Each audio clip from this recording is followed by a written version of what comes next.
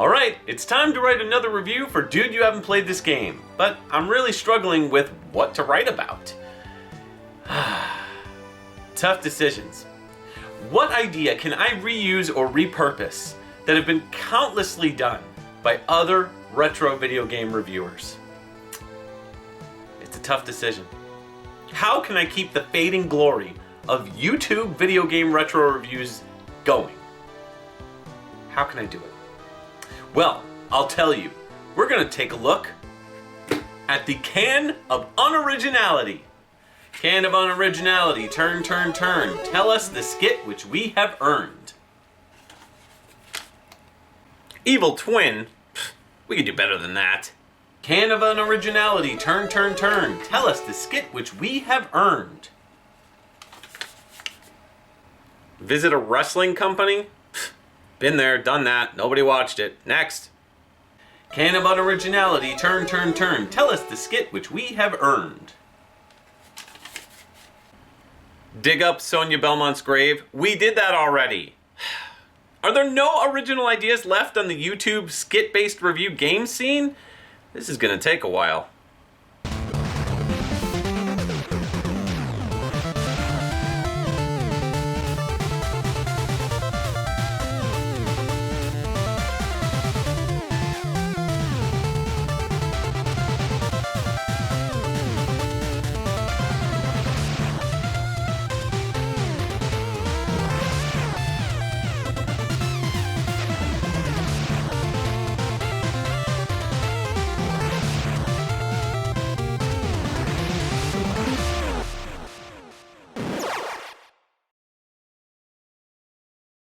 Dress up like a girl for clicks?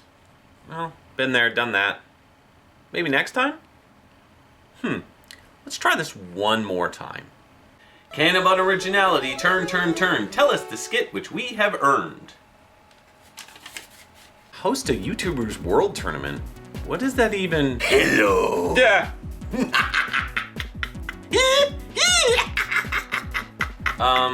Wait. What? I don't want to stop you from working on a retro video game review. I'll host a tournament for the world's greatest retro video game YouTubers to fight you for no specific reason whatsoever. Isn't this just a ridiculous distraction from the fact that you're just my evil twin wearing a ridiculous disguise? No, you're clearly mistaken. Why don't you start working on the next review? Okay, whatever, here we go. Mega Man 6-diddy-doo-dah. Mega Man has always been an important franchise to me. Starting with Mega Man 3, I quickly moved on to Mega Man 4. Heck, I even had the cover art on a birthday cake one year. Yeah, no, that's me. Can you believe I used to be thin? Yeah, me neither. You? Thin? Puh! Anyways, Mega Man 4 was a highlight in my NES library. Adding new features like the Mega Buster Charge Shot, I felt like it was a true evolution to the franchise. And Mega Man 5, while it had some cool new platforming ideas and collectibles, it just didn't do much for me, personally. Plus, I felt like the music was a major downgrade as compared with the rest of the series. But then came Mega Man 6 and wow, this game is awesome. But not everyone thinks that, as I often hear a lot of people hate on Mega Man 6. Some people say the bosses are lame and they dislike the new features that continue to evolve the series beyond what it was. But is Mega Man 6 really that good? Or are the gimmicks just too much to bear this time around? Well, either way, count your lucky E-Tanks, we even got it in the first place. Mega Man 6 was released in the late life cycle of the Nintendo Entertainment System on March 15th, 1994. It was developed and published in Japan by Capcom, yet strangely the company decided to not publish it in North America due to dwindling sales on the console during its twilight years. Thankfully, Nintendo of America stepped in and did the right thing. This still doesn't explain why we got a different music intro than Japan, but honestly I prefer the American version over the Japanese. Take a quick listen.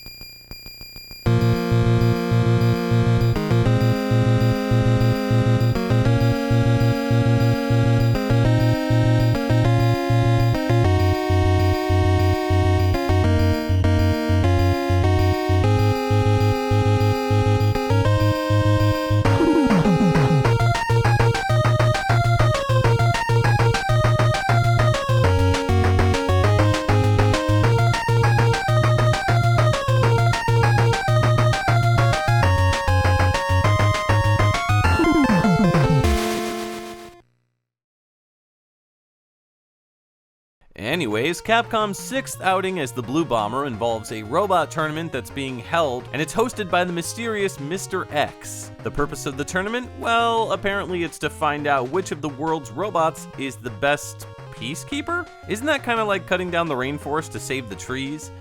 Yeah, I'm gonna be honest, I've scoured the internet. I can't find any other source other than like Wikipedia and sources quoting Wikipedia about this peacekeeper nonsense. Maybe that's a direct translation of the Japanese manual, but I have no idea. While Dr. Light sends Mega Man to make sure there's no funny business, he learns that Mr. X has reprogrammed the 8 contestants into slaves to do his bidding, in an attempt to rule over the world. This sounds like a wonderful plan. I give it 5 stars.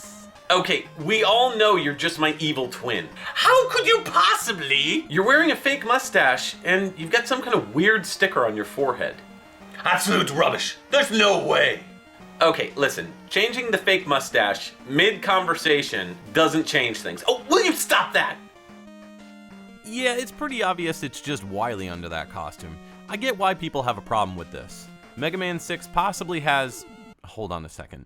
It's a little ironic that someone failed to spell failed correctly here. Anyways, it certainly has the lamest story of the first 6 games, but the idea of having the robots come from all over the world to battle is a pretty cool idea. It's worth noting that this time around, boss designs didn't just come from Japan. This game truly explored gaining ideas outside of the Japanese perspective, helping bring to life 2 of the villains courtesy of a Nintendo Power Contest here in North America. Fans could enter their ideas for Robot Masters just as the Japanese players used to, creating some often hilarious, sometimes creepy designs. But 2 winners, Michael Leader and Daniel Valet, created Windman and Nightman respectively. I remember seeing all the entries and being awestruck. I couldn't imagine submitting ideas through Nintendo Power and being chosen, but the idea certainly enticed me. Sadly, there was no contest ever held again in the United States, so I never got the chance. Well, it looks like we have to hit the completely unnecessary YouTube cameo button. I wonder who we'll find for this first go-around. Let's give it a shot. Oh, Portugal. Hey, it's Stika, or Stwanka? How do you say that anyways? Oh, wouldn't you like to know? Yeah, actually I would. Oh, I could tell you, but then I have to kill you.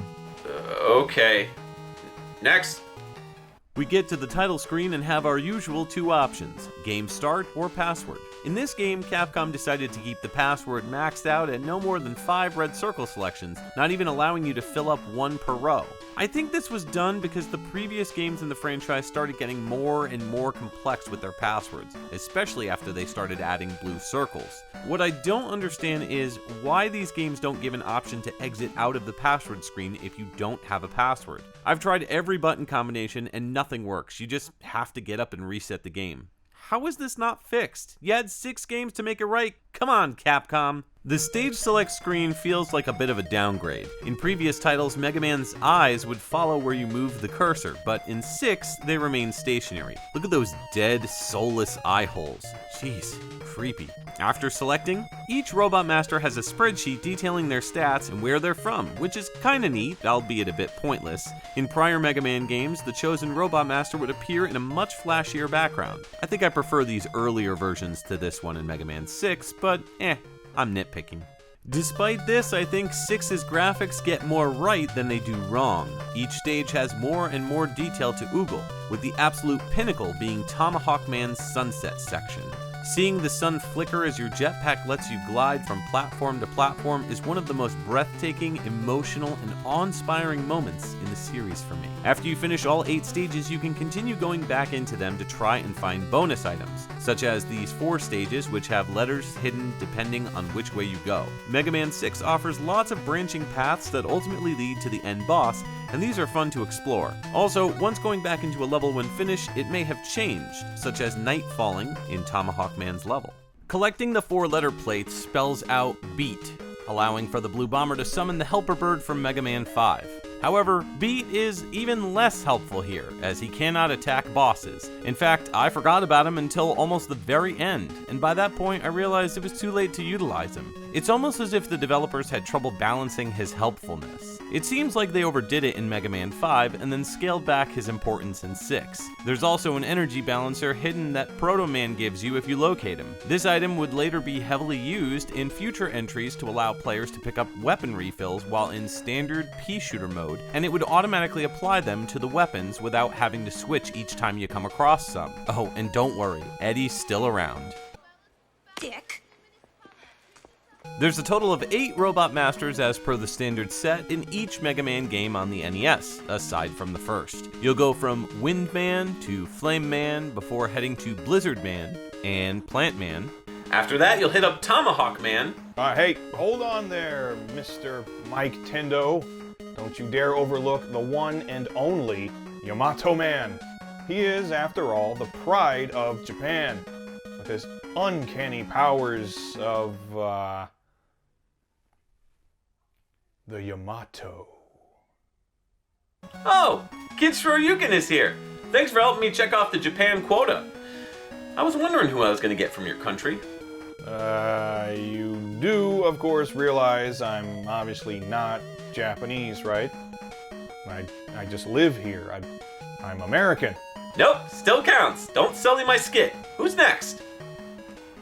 It should be no surprise the controls are just as tight as ever in comparison to the previous entries in the classic Mega Man series. You've got your movement on the D-pad, A jumps, B shoots. Your charge shot isn't nearly as obnoxious as it was in 4 or 5. What was up with Mega Man 5's though? Every time you killed an enemy it made this loud explosion noise. It just sounds odd compared to the other entries where your final hit to a bad guy sounds as normal as the other shots. The start menu feels a lot more barren in this game than previous ones. You've got very little to look at here, and the design itself feels oversimplified. In fact, I'd say this entire game feels more like a return back to the more stripped down look of 2, 3, and even 4, aside from the technical info during the boss selection screen. You've got your weapons, your energy tanks, your lives, the energy balance device if you grab it, and the beat letters.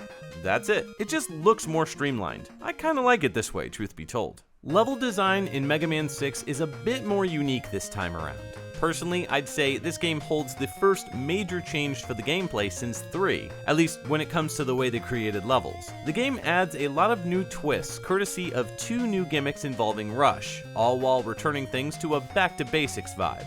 In previous entries, you'd gain items as you progress that would let you access higher platforms, underwater locales, or let you take to the skies when there was no ground to walk on. These became characterized in the form of Rush, the helper dog, who could morph into the Rush Coil, Rush Marine, or Rush Jet. I think Capcom realized that the underwater version was redundant and decided to axe it for this game, instead transforming Rush from robot helper to specialized armor. Rush can now convert into the power armor or jetpack. I used to call the power armor the lobster claws, as his hands get all chunky and claw-like. His pea shooter transforms his shot into a thicker, slightly slower blast, which can be charged without having to worry about running out of juice. This allows for Mega Man to push back stronger enemies, as well as break open rocks for hidden secrets and access points. The jetpack armor allows Mega Man to continue shooting with the pea shooter, but holding the A button down gives him the ability to fly for a limited time. Unlike the long stretches of air you'd have to traverse with Rush Jet, the jetpack forced not only shorter bursts of mid-air travel, but also created limitations to the developers.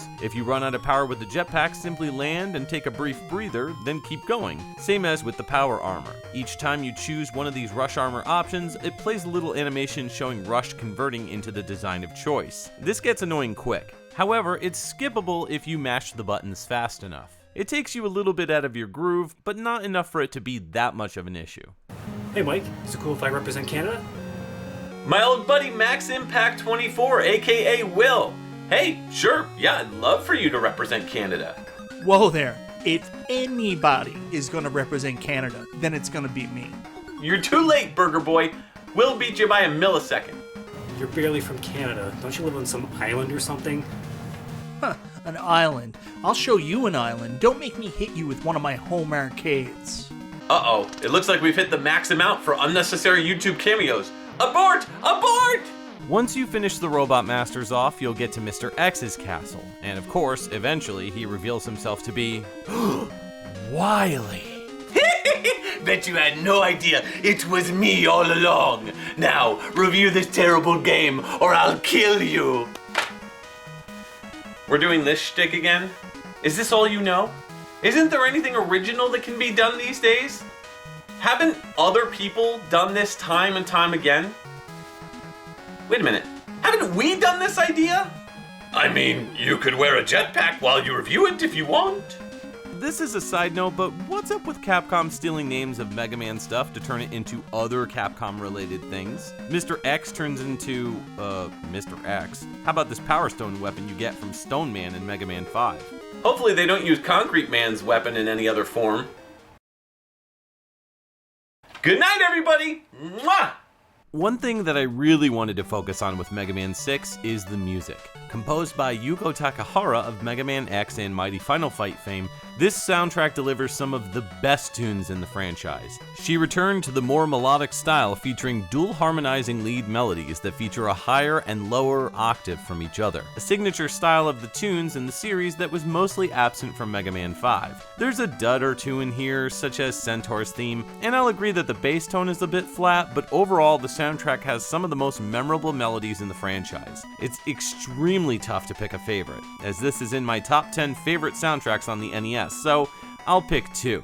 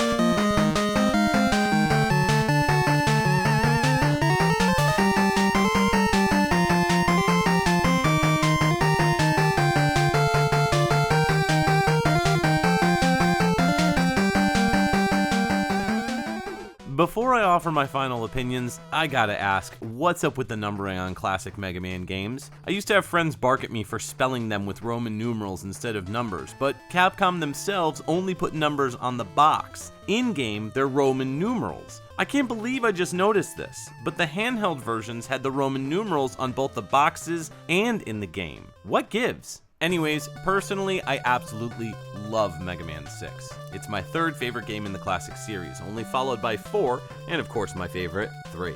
Some people hate it because it's too easy. Guilty. It's a real breeze of a game compared to the last 3 releases in the series, or anything that came after it. But it's a visually exciting, sonically supreme title in the franchise that was meant to be the end of an era of 8-bit and the beginning of the 16-bit brother, Mega Man X. But the classic series would not be long forgotten. It's got a certain magic to it that keeps me invested, and Mega Man 6 continues that amazing legacy. I never understood people who got tired of playing classic Mega Man games. Throw me some new bosses and switch up the gimmicks and power-ups and let it ride. I'll play and love these games for an eternity, and Mega Man 6 is no different. This one comes highly recommended. You know, just because something's been done before doesn't mean it's necessarily bad. There's so many haters out there that want to destroy people and bring them down just because they're doing something that makes them happy. I don't know. Just so sad and strange sometimes on the internet. Are you still talking about Mega Man games? Come on, if you watched this show before, you get the metaphor. Okay, but you know what? You still have to review that game, or I'll gut you like a fish. Will Mike fall victim to YouTube reviewer stereotypes and review something his evil self told him to? Is his next review Lords of Shadow? Why were jetpacks super popular in the year 1993? The answers to this and more on the next episode of Dude, You Haven't Played This Game.